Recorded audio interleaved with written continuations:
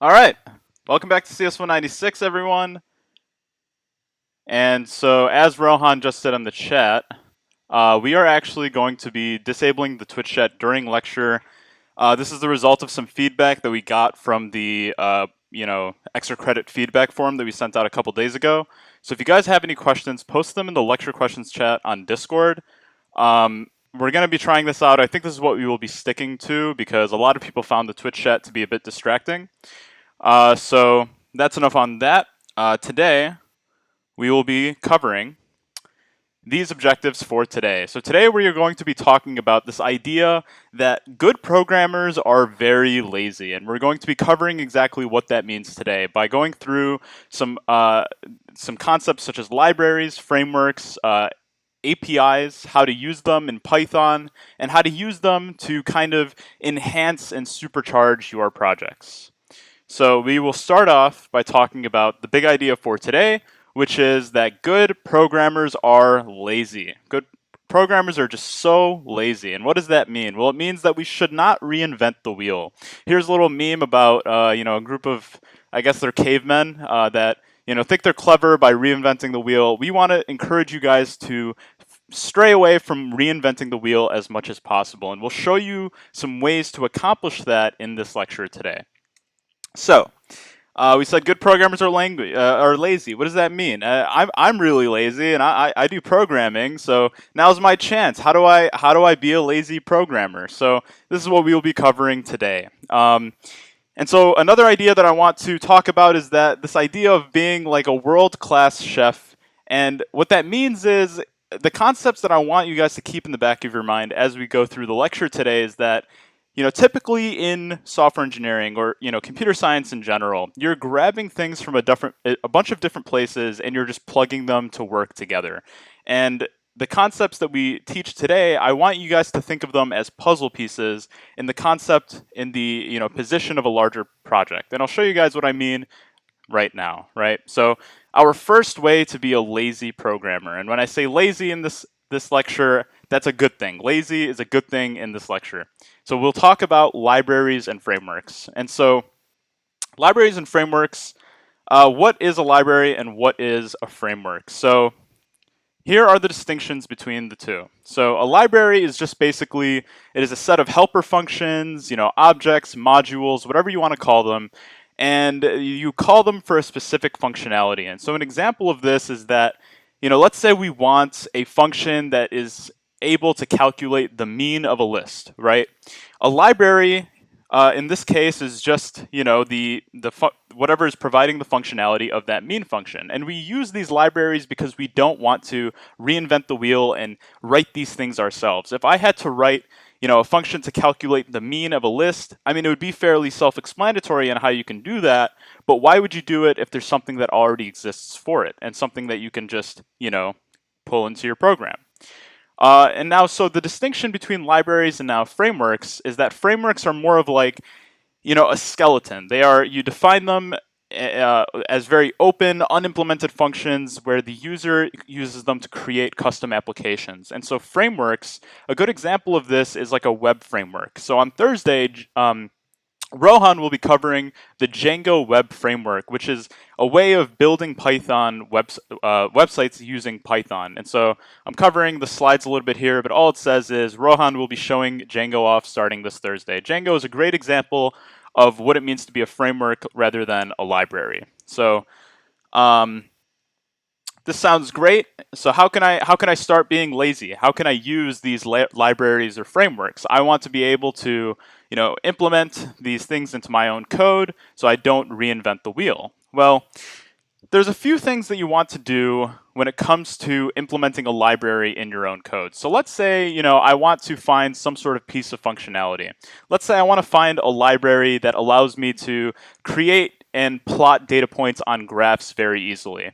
So, we have this lecture because we want you guys to not, the first thing that comes to mind when you think of how to put data on a graph is to think of how you're going to write a graph from scratch. We instead want you to think of, how you can implement this using a library. So When you're looking for a good library to use, here are some steps that I personally take. And this is not a definitive guide at all, but here's the steps that I think, everyone should kind of go through before they commit to using a library in their own code, because there are many different things that accomplish what you're looking for. So you want to research, and what I mean by research is you want to use Google, of course. So Google what you need. If you need a library for plotting data points on a graph, Google that, and the language, of course, that you're looking to do it in. Match your intentions to the least amount of work possible. So, if you're trying to find a nice library, try to find something that, looks good for what you need. Figure out exactly what you need and find a library that has those pieces of functionality, and get a few candidates. Evaluate it. How does it look? So I'll give you guys some metrics for evaluating libraries in a few slides, and then make sure you try it out. So once you pick a library that you want to use, try it out in your own code. So make just a very simple hello world with it. Just try to get it running, try to get it compiling, see how you like it. Put in some dummy data, see how the library responds. Do some basic things and just see how you feel about it. And if you're using version control, which, in the context of your projects, you will, make sure you do this on a new branch. Don't do this on like the master branch or something. Just basically give yourself a little playground to try out the library that you're using. And then tie it in. So this is what I mean by you are all striving to be world-class chefs. Think of these as little ingredients, right? In the context of an application, you're going to have many different libraries and frameworks that are working together. And so just think of this as one ingredient in your big melting pot. So tie it into your application and continue moving forward. So what makes a library good? What are some metrics that we can run through when we're trying to evaluate whether a library is good or not? Well, one way of evaluating if a library is good is by GitHub stars. And you can think of GitHub stars as basically like, upvotes on Reddit or, likes on Facebook. Like, it's this very simple metric. And quite simply, the more of these, usually the better. You can think of this as how many people like the library. It's a very simple upvote metric. And so take a look at the README. This is a great way to judge a book by a cover. When you're looking and evaluating a library, see how the README looks. Is there example code? Is there nice, like descriptive documentation? And that's another thing, documentation. Skim through the documentation. Does it seem like everything is well documented and easy to understand? Do you see example code? Take a look at the Issues tab. So this is another issue. Make sure that long term, if you commit to this library, you can actually guarantee that you will have support for yourself when you use it. You don't want to pick a library that, in 2 years completely cuts off support, and if you run into issues with the library, no one's actually fixing them. So are people getting the help they need? Take a look at the Issues tab on GitHub and look at the ratio of open issues to closed issues. And I'll give you guys a quick demo of this right after the slides. And of course, another thing to consider is, have you used this library before previously, or framework? So like, if you're trying to, at this point, make the distinction between picking like, do I want to use React or do I want to use Angular? Two different, ways of creating web apps in like JavaScript, for example. Both of these will likely pass these little metrics up here. So at this point, there's a few metrics that is just like, well, have you used it before? If you've used it before, maybe you just want to use it again. Like, sometimes this just comes down to personal preference. And so that's what this is saying down here. If you've used it before, you might want to just consider using it again. And of course, you might be open to learning new things. So this is really, at this point, up to your decision. So let's take a look at a good library. So let's say, I'm writing in Python, and I want to find a good library for scientific computing. I would go on Google, I would search, libraries for scientific computing in Python, and I would likely find maybe a few candidates, but the one that would blow everything out of the water is NumPy, very likely. And so there are a few metrics that we talked about. We said GitHub stars. So those are these right here. We see that this has 15,000 GitHub stars. The other libraries that I saw on GitHub for scientific computing were, in the hundreds range. So this is a good sign. All right, well, let's look at the Issues tab. What is the ratio of open to closed issues? Is there proper support here? Well, this is a pretty good ratio. We see that, there are significantly less issues opened than there are closed.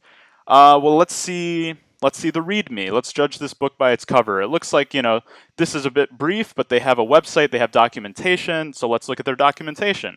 Is there example code? Well, let's look at this reference guide here. We see that, this library has an 1,800-page reference manual where you can see plenty of example code, very descriptive documentation. So basically, if you have any questions about anything when you're using this library, you know that you are well supported and you can find it in this reference. So these are kind of the steps that you want to go through before you commit to using a library. Just make sure you kind of have this flow. You don't want to pick bad libraries because, it's something that you kind of have to commit to. You don't want to continuously switch up left and right. Try to make the good decision from the start. So how can I use libraries and frameworks in Python? I'm specifically making this distinction by saying in Python because this is not a Python specific thing. This is something that is in many different languages. Libraries and frameworks is not a Python thing. And I say this because, especially in your projects, you guys are not required to use Python. You're not required to use any specific language. Some of you will be using JavaScript. Some of you will be using Java. There are libraries and frameworks in those languages as well, and a lot of the concepts we talk about today are going to be very similar in those languages as well. So try to abstract away the concepts from the programming language as much as possible, especially in the context of today's lecture. So how can I use these libraries and frameworks in Python? Well, in order to bring this functionality into our program for our own usage, because remember, these libraries and frameworks, they're basically just code that someone else wrote. And you just don't have to worry about the way they're implemented, you just want to use them. So in order to bring this functionality into your own program, you have to actually bring it in. You can't just use it, without Python knowing what you're referencing. So in this case, we just use imports. And so in import, we will basically, so for import, we can first talk about what we can import. So in Python, they call these modules. And don't get confused over the terminology here. Modules are just files with a .python extension, meaning, when you import in a library from GitHub or something, they're basically just Python files. They're just code that other people wrote. So Python calls them modules and packages. Module is just a Python file, and package is kind of like a bunch of modules grouped together. So, for example, with NumPy, that is a package. That is a bunch of different Python files filled with functionality that you are taking for yourself. So don't get too confused over the module and package terminology here. There's also built-in modules. So Python comes with this philosophy of batteries included. And what that means is Python comes with a lot of functionality out of the box, meaning, they have libraries that they have written as the creators of the language that you can import in, and they're not, something that someone in the community made. So there are plenty of built-in modules in Python. Basically, we'll go over a few right after this. And so, of course, you can also import objects. And if you're new to this idea of objects, don't really worry about this too much. But it's just essentially, if you want to grab in variables from another file, you can import that in. If you want to get in other functions, you can import that in. Basically, anything that can be referenced, you can store and import into your file. But today we want to focus on these three up here: modules, packages, and built-in modules. So how can I import? Well, it's fairly simple. If I want to import an entire module or package into my Python file, I just say import and then that module or package name. And so here's an example of this. So I don't feel like implementing common functions that are used in math, right? If I want to use a GCD function, if I want to use a factorial function or whatever it is, right? I'm not going to write my own. That's ludicrous, right? I'm not going to reinvent the wheel. Even if these functions are very simple, you can imagine the more complex ones that you just don't even want to bother with, right? You just want something that works. You just want to use it, right? Programmers are lazy, so I don't feel like re-implementing common functions in maths. Well, batteries included. There's a library for that. And so there's a built-in library in Python for that called the math library. And you can see the documentation here. plenty of example code and documentation on the different functions that it provides. You can see GCD here, and plenty of other maybe slightly more complex things that you wouldn't really want to implement yourself. You would want to just use the library here. And so in order to actually use that in our own code, well, we just say import math. And so once we import math in, we can use the functions and variables that it provides by using dot notation. So math.factorial of 6 will give me the factorial of 6. And I can show you guys that in a very quick demo here. So if I want to import all of the functionality that the math library provides, I can just say import math. And then from there, I'll have access to things like GCD. I'll have access to factorial, to the floor function. And I can just go ahead and run that for you guys very quickly. So I'll just run it using the bash terminal, Python 3, and then the name of the file. So import all math, and you'll see here that the GCD of 26 and 10 is 2, 3 factorial is 6, and the floor of 3.4 is 3. So these functions, save us a lot of time. I just got them right out of the box. So that's simple enough, right? But importing the entire library is not always super efficient. You guys saw that documentation page with all of the functions that math provided. You can imagine bigger libraries such as NumPy, like the one I showed you guys earlier. I mean, some of these libraries are just astronomically large. So you don't want to always import the entire library in because they're huge sometimes. So usually when you're using these import statements, try to just specify what you need. And usually what you need is just a small portion of the library. So how do you import only things you need? Well, Python is just English, right? So you say from the module or package. It's important to say from first. This is just the syntax of Python. So from the module or package, import the stuff that you're using, and you can import more than one at once. It's just a comma separated list kind of thing. So our example here is we say, oh, well, math is a pretty big library. I only want GCD and factorial from it. How can I do that? Well, we just say from math, which is our library, import GCD and factorial. And so from here, we don't actually use the math dot prefix. We just use GCD and factorial. So here's an example of that. So this is only importing stuff that we need. So import GCD and factorial. And at this point, we can just reference the functions. We actually can't reference math because remember, we're not importing math. We're only importing GCD and factorial. And so if I run this code, you'll see that it works just as expected. So the GCD of 302 is 2, and 10 factorial is that big number. So that is that. And there's one more thing about import statements in Python. Am I forced to use the same function names that is provided in the library? Some might be kind of long. That's not the case. You can actually rename them in the usage of your code locally. So how you do this is just by saying from the package, import the stuff you're using, and then at the end, you just say as, and then the name of what you want to rename. So what does that mean? Well, here's an example. I don't feel like writing factorial, the entire word. Can I just rename it to fact and just reference fact in my code? Well, you can. All you have to do is just say from math import factorial as fact, and from here on in your code, you just say fact. And so I'll just show you guys that very quickly. So this is renaming. Here you go. So GCD as normal and factorial, and if I run that, we see that the output is the same. And of course, you can actually, add it in here too. You can have more than one. It doesn't always have to be at the end or anything. So if I just said GCD, I mean, GCD is pretty short, but if I just said GCD as G or something, then I'd reference it as G, and that would work the same. Same exact thing. So that's how you kind of rename the functions if you would like.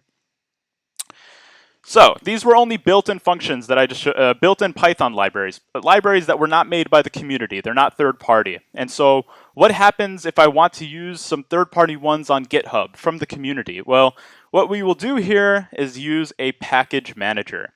Importing them into our program is the exact same. There's no difference there. But since they're not built in, since they're not, batteries included like, the math function, math library, for example, we need to use a package manager. And why is that? Well, so consider this as like, the topmost layer of, the libraries that we need. So because when you're getting a library from the community. This is just code that someone else wrote. You know, you're using someone else's code that you don't really care how they implemented it. You're just using their functions, their variables, etc. Right?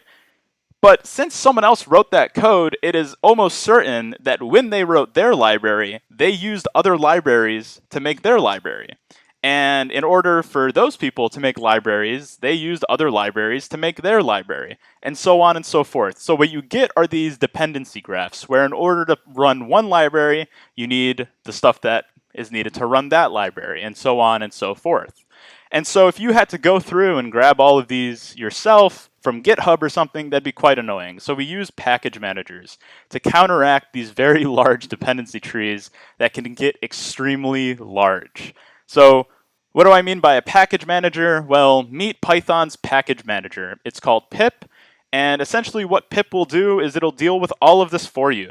All you have to say is pip install and then the library or framework that you're trying to install, the third-party library or framework that you're trying to install, and it will be available to be used in your Python code. And so to install a package, you just do pip install package name, and so I can show you a quick example of that. I've already installed the, let's say, Flask framework, but I can show you guys this if I just said pip install Flask. This is not something that I've covered, of course, but just know that it's a framework for creating web servers. So it's just going to say that I've already installed it, but if I didn't already have it installed, it would go ahead and grab it. So maybe if I say pip install NumPy, maybe I haven't installed NumPy. So, okay, I have. So for the ones that I don't have already installed, it will install it for me, and all of the dependencies for the libraries that are being written, right? It'll get all of the libraries that are used to write that library, and so on and so forth. Another thing is when you're joining in a project especially, you don't really want to keep on doing like pip install for every single package or library that you need in the code to run it. So there's these things called requirements.txt. And so what requirements.txt are is it's basically, you know, this topmost layer here where you just say, well, for my project, I use these libraries. And so instead of just going through every single one and saying pip install, in this case, Mocha, pip install Cheerio, whatever it is, we can just actually put all of them in the requirements.txt. So if I used a bunch of different libraries in my own code and I want to give someone else my code to run, they also need those libraries as well. So I can put all of the dependencies for my program in this requirements.txt, and you can do a pip install from the requirements.txt. That's basically it for pip. Not too crazy, and I hope it makes sense, but if you guys have questions, go ahead and drop them in the lecture questions chat. A good thing to note is that this is not just specific to Python. So there are other package managers and other languages. And again, I mention this because you guys are going to be using more than just Python. So later in the semester, we're going to talk about Rust, for example. Rust has a package manager. It's called Cargo. In 125, you guys use Java, right? And if you have packages in a project that you're writing in Java, you'll be using Maven, and so on and so forth. And they all act pretty similarly. They're not all serving the same exact purpose, but they all do have the functionality of being able to install dependencies the same way that pip does in Python. So let's go ahead and go through a couple Kahoot questions. There aren't going to be many Kahoot questions for today because a lot of content to go through. And so we'll go through some questions right now. Join in with your net ID as always, and drop questions in the lecture chat if you'd like.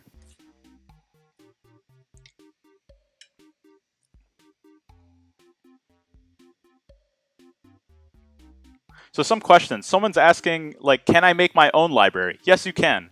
As I said, like a module, for example, it's just a .py file. So if you had functions in one file, for example, you wrote your own, we'll call it a library, or your own file that has functions that you want to use in another file, you can import those helper functions in by just saying like import, but instead of from like a specific library, you would just do the name of the file that you've created. Someone says, what does pip actually do? Does it install every other library that you're trying that you're trying to install is dependent on? Exactly. So pip will handle the packages for you. When you want to get a library that is third party, that is not built in, you will have to do pip install in order to access the functionality in that library. If you are on a project that has a bunch of different dependencies, it will also handle getting the dependencies for you. That's what's going on under the hood in that pip install. I'm going to go ahead and start this Kahoot. So we have a couple questions here.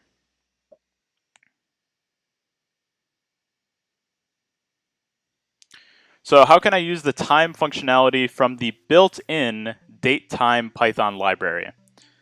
So this is not a third-party library that's written by the community. This is something that is, Python comes with batteries. Someone says, how does pip know all of the libraries? Do people need to get their libraries registered in some way? So for each third-party package or library or framework that you're using in your project, in your Python application, you need to pip install every single one of them. Now, you can either go through and pip install whatever you're using manually, or you can have that requirements.txt that has all of the libraries and frameworks that you're using in your Python application, and you can just say pip install from that requirements.txt.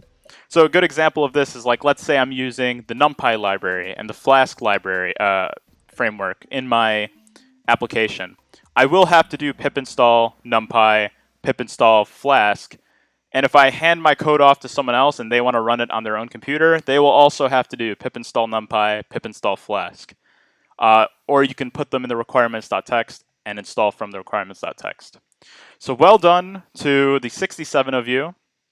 So this is slightly tricky, but I made this tricky on purpose. You have to have the from first. It does matter the order of it.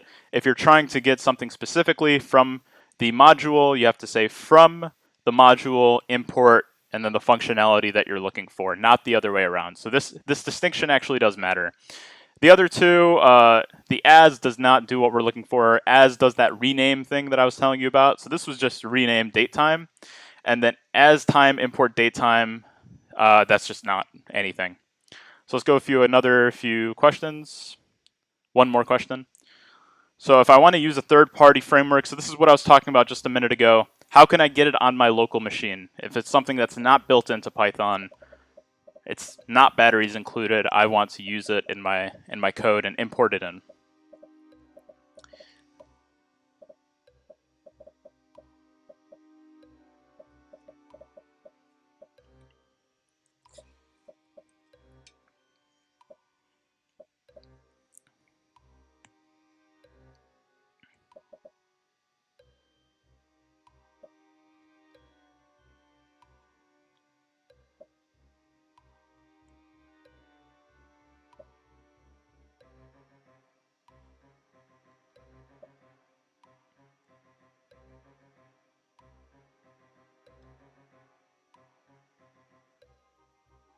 Okay, I'm going to just cut this off here.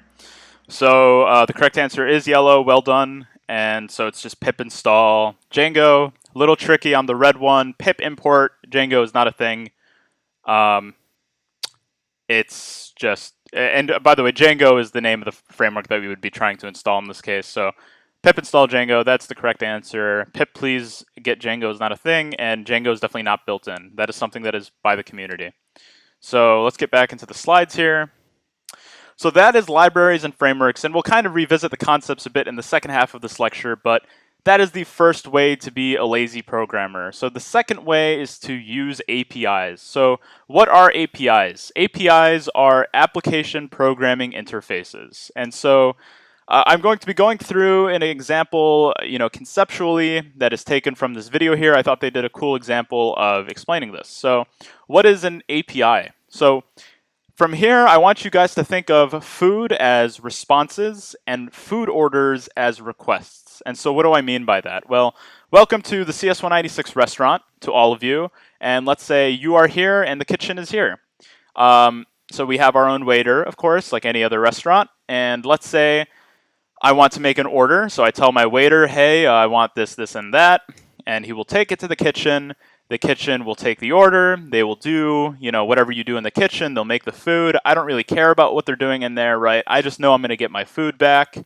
So then the waiter gets my food for me. He'll bring my food, and our transaction is done. So you can think about this in the same exact concept as a client and a server. So the client here, of course, is us, and the server is the kitchen.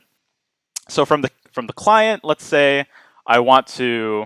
I think my slides are a bit messed up here, but let's say I want from the client to get something from the server. Then I will get my request. I will send it off to the server. The server will take my response and take it back to me. And so in this case, the waiter is the API.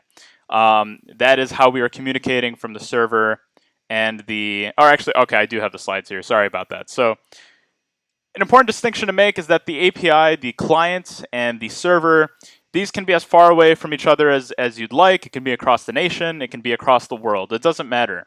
So here's what I was talking about in the previous slide. So if I have a request from the client and I want to send it to the server, I make a request. That's my food and my waiter. If I have a response from the server, which is my food, or rather my order and the waiter, and then if I have my response, which is the food, and I want to send it back, I do another response back to the client.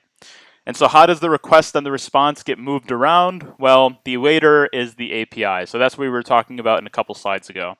So what is a real-world example of the usage of an API? What is a real-world example of not reinventing the wheel?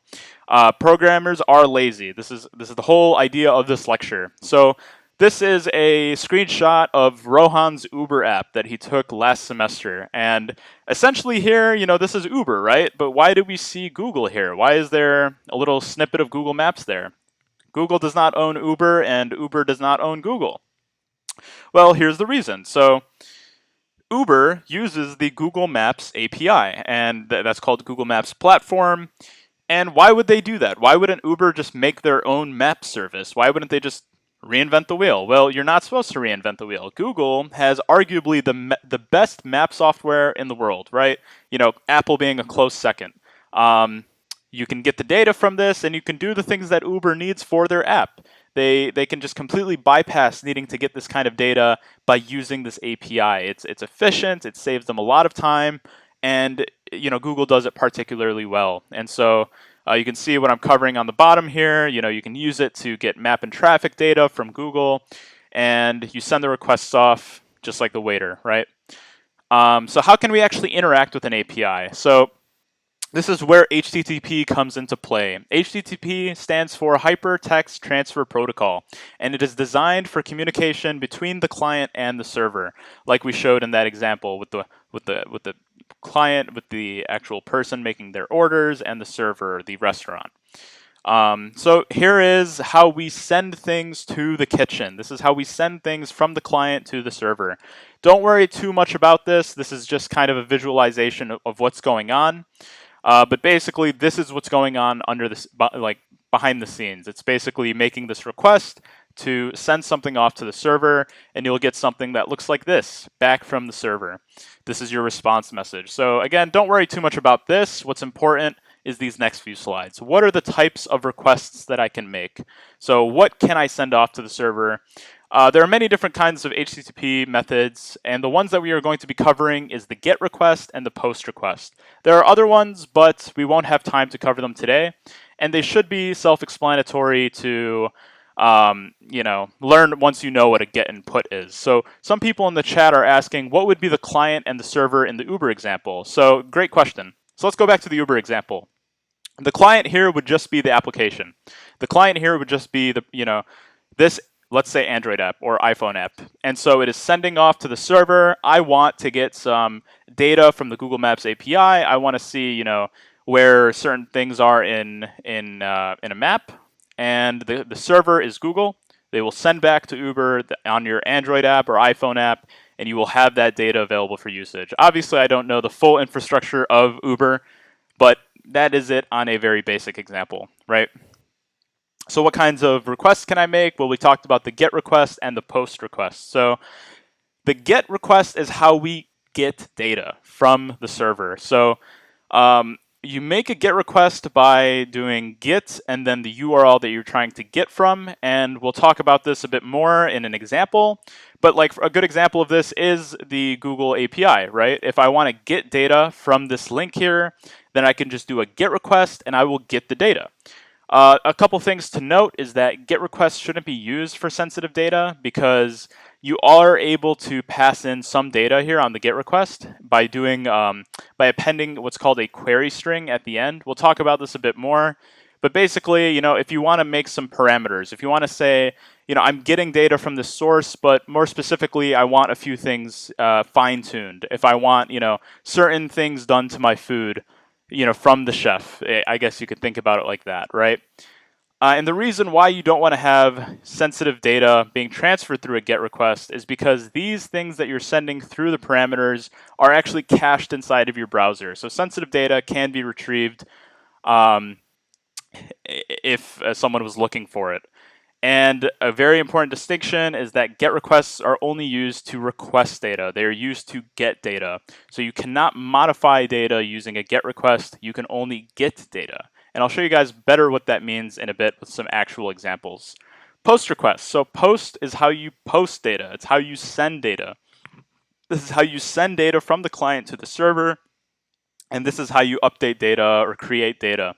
And so post requests are different from GET requests because GET requests just simply, do a GET request on the URL, whereas post requests do a post request on the URL, and on top of that, they have what's called a body. And so the body is just basically where the data that you're sending over goes. And I'll show you guys better what that means in a bit, of course. Post is a little bit safer than GET because, like I said, with the GET request, the data is not cached in browser history, so you don't have to worry about that. And one final thing I want to go through before we jump into some examples where we actually call APIs and show you guys GET and POST requests in action. We can talk about how is data actually formatted when we receive it from the API or before we send it to the API, whether it's a GET or a POST. How do we do this? Well, we have two ways of representing data. One is JSON and another one is XML. XML, I don't really want to spend much time talking about it because XML is very much being phased out. It is a way, some APIs do use it, but what is very modern and new is JSON. And so JSON is actually a structure that you guys should be somewhat familiar with because they're very similar to the dictionaries that we talked about in the last lecture with Python. I know we went over it very quickly, but these are very similar to dictionaries. And so documents have a nested structure, and they are made up of key value pairs, just like what you guys saw with Python dictionaries. Let's go a bit deeper here. I think it's better to visualize it. So JSON has key value pairs. So instead of referencing things by index like you would in an array, JSON, you reference things in access values by their key. And so you can have arrays signified by these square brackets and objects signified by these braces. And so I think this is best shown as an example right here. So this is an example of JSON, of data formatted in JSON. And so you see these key value pairs here. So this is the entire object signified by these braces right here, these curly braces. And we have these key value pairs. So if I wanted to access the data that was stored in name, I would just reference name, and I would be able to get John Doe. And same thing with the UIN and UIUC email and so on and so forth. We can also have arrays, and we said arrays are signified by these square brackets. So in this case, we have an array of objects because those are signified by the curly braces. And so each index, each element of this array is actually another JSON object. And so that's why we said that JSON objects are actually a nested structure because you can have things nested inside. And another thing to note is that they are basically the same thing as a Python dictionary, except there's more limitations to it and a couple differences, meaning that like the only values that you can store in a JSON data type is like integers, floating points, strings, booleans, so on and so forth. Whereas with a dictionary, you can store in Python, you can store like any Python type. So Let's see a simple example of this. I think that all of these concepts are better shown with a real example. So I think we'll put everything into picture right now. So here is a fake API just to practice with. It's completely fake. Most of the responses are complete nonsense. I just want to show you guys some, what a real API looks like. So you'll see all of the different channels here. You can see that you can get, for example, a list of users. You can get a single user. You can get, you can make a user yourself. You see the different types of HTTP requests that you can make. So there are GET requests, there are POST requests, and there are other ones that we won't be covering today. And so here are some important distinctions to make. So every single one of these are what are called endpoints. And so think of endpoints as just different channels to access an API. So in this case, the endpoint that we will be sending an API call to is the list users, or let's say the single users. And this is me actually accessing this API without any code needed. You'll see the response here is structured in JSON. You'll see that I'm getting data back with ID. You see that nested structure. These are the objects. These are the key value pairs, and so on and so forth. And so let me actually show you guys a POST request. So POST, we said, is we are sending data over. So the data here that we are sending over, the body of this POST request is this little JSON object here. We are creating a new user with the name Morpheus and the job type of leader. And the response that we get back is just basically saying your response was successful. So let's go ahead and actually show you guys this in Python. How can I make these requests in Python? Someone is saying, what is get single user not found? That is just, so this API that I'm showing you guys here is just basically an API that is used for people to test making requests to. So this single user not found is just basically an endpoint that is there for you to test if you're handling, when you call an endpoint and you're not getting a proper response back. You can see that there's actually an error here. So this is a complete nonsense API. It's just for testing, basically, testing your own applications. And I'll show you guys how we can call it in Python in just a second here. So how can I make these requests in Python? So in order to make calls to this API, we have to use an HTTP client. I am not going to write an HTTP client from scratch because I'm not going to reinvent the wheel. So this is a great example of when we will use a library. And so this is the library that we will be using to make API calls in Python. This is a great library, 43,000 stars. There's, a good ratio of closed to open issues. There's a lot of documentation here. You can actually see in the documentation here how to make API calls using Python. And this is the simplest library that you will find in order to make these GET and POST requests. So, here's a GET request, here's a POST request, and I'll show you guys that actually live in action once we go through one more slide.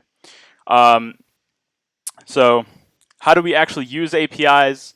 Find an API. There's a list of free APIs here. There's a lot of different, data that we can access. There's daily cat facts. There is anime discovering and tracking.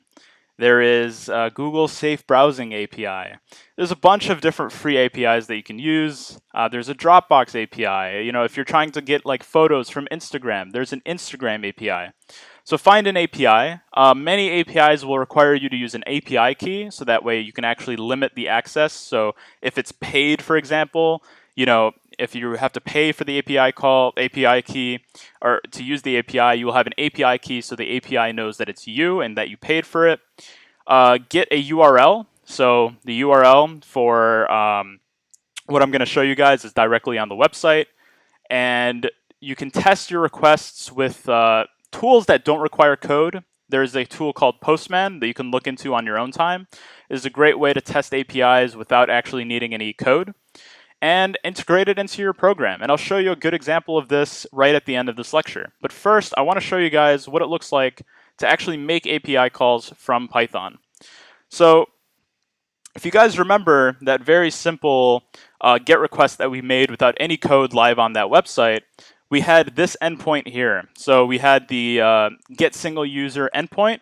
And so this again is how we get data. I'm not sending any data over to this endpoint. I am simply getting data. So I want to see, so in this case, I can just say Python 3 simple underscore get.py. And you'll see that it takes a second and it gives me the data back from that API. And .json, all of this code actually you saw very quickly on the documentation. I'm not going to be teaching the requests library because it's quite self-explanatory, but if you would like to use it, get some practice reading through some documentation. This should be fairly easy to use if you would like to use on your own time. And I believe we will have some examples of this on the homework. But yeah, as you can see, we're printing out the response from our GET request, and this is the data that we got. It's formatted in JSON, and if I'd like, I can actually use a JSON formatter to make it a bit more pretty and easier to use. So here's an example of that. So what API am I using? I am using the same exact API that I showed you guys earlier. The response here is going to be the same exact response that you see here, except instead of calling it on the website, I'm calling it from Python using the requests library, as you can see. So let's go ahead and try out some more API calls. So let's say I try making an API call to the same exact endpoint, but instead I want to specify some data using that query string that we talked about in the GET request, where we specify certain parameters. So here, not only do I want to get some users, I want to also get more specifically the users from page 2. So if I go ahead and run this, so simple get query string, we can see that I'm getting all of the users that are on page 2 specifically. And all of this is described on the documentation here. So this is the exact endpoint that I used, and this is the exact response that I can expect. And you saw me doing this live from Python here. So let's go ahead and go through a simple post. So we said the difference between a get and a post is get is how you get data, post is how you post data. So in order to post data, we need to create some JSON for us to post. And so in the documentation, you can see how to make a post for requests, but it's basically just this. And so let's say I want to post some data to this endpoint right here, where we create a user. So let's go ahead and do that here. So the user that I'm trying to create is myself. I'm going to put my name and my job. And let's go ahead and see what we'll get here. So Python simple post. So you can see here that we have posted, we have sent over our data to the server, and it is giving us a response. This response is not data. This response is just saying, hey, your API call was received, and we have created a user for you in our database. So that is a get and a post that is very simple. But as you might have noticed, this API is totally useless. It's just there to test out, your API calling. You can practice with it and see getting your own responses on your own time. But let's say we want to do something actually kind of real. Let's say we want to get, for example, we want to use an API to get some COVID-19 data. Let's say that's exactly what we want to do here. So you can find an API to get COVID-19 data. And let's say I want to use my get method to get some data. So you can see here on this API documentation the exact URLs that you can use to hit these endpoints and get a GET request. So the different endpoints that we have are like getting the current state data, getting the current, the daily states data, etc., the data for United States, the data for all the countries, so on and so forth. And so the way that would look like is we just make a GET request using that URL for, in this case, states. So that would be this right here. This is the URL that we will make a GET request on. We don't need to specify any query parameters. We can just use the URL by itself, and we'll see all the useful data that we get from it. So useful get.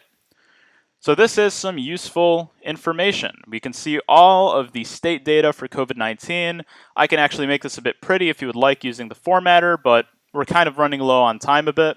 So this is an API that you can kind of imagine what we could do with this in the context of a larger app.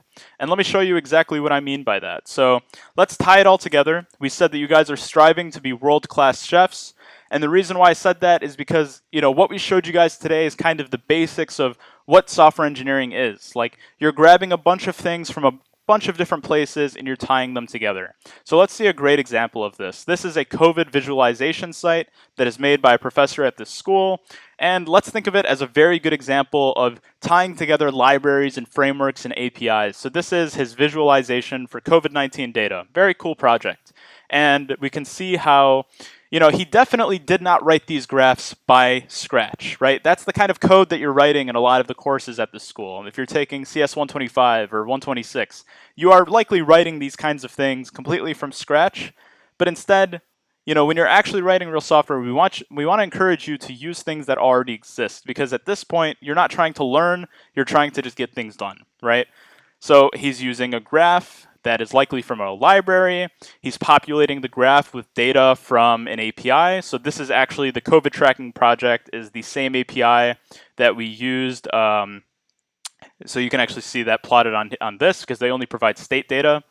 They're getting data from an API to plot on a graph that's from a library. Many of these buttons are likely from a library as well. He did not write these from scratch. And you have a very cool tool altogether. These are the different data sources, so the different APIs that he's calling. And you can see that he took a bunch of ingredients, he tied them all together to make a very cool application that has a lot of use. So let's go back to the slides here, if I can find them right here. Okay. So that's a very great example of it. A little fun slide at the end here. Another cool API that you can use is if you want to order some Domino's using Python, you can actually click on this link here. There is a Domino's Pizza API, so you can literally order a pizza using Python if you'd like. I was actually considering doing that for this lecture, but I didn't want to order pizza. I don't know. I was thinking of ordering pizza and then showing a picture of the pizza that I ordered, but yeah, if you ever find yourself wanting to order Domino's using Python, you can use this API, this wrapper for the Domino's Pizza API. So that is it for the content for today. I know we went through a lot of content very quickly today, but I hope that the examples really helped you understand the differences between GET and POST requests and kind of encouraging you guys to think differently when it comes to how you're going to approach your projects. I hope you guys are starting to think in the concepts of what libraries and frameworks can I use? What APIs can I use? What can I tie together to create something really cool? Do not reinvent the wheel. Great programmers are lazy, and make sure that you understand that these concepts are not Python specific. You can apply these concepts in any programming language that you guys decide to use for your own projects in this course and any course in the future. And so that's it for today's lecture. I'll go ahead and answer some questions in the chat right now. So someone said, can you explain query strings again? Definitely. I went through it very quickly, but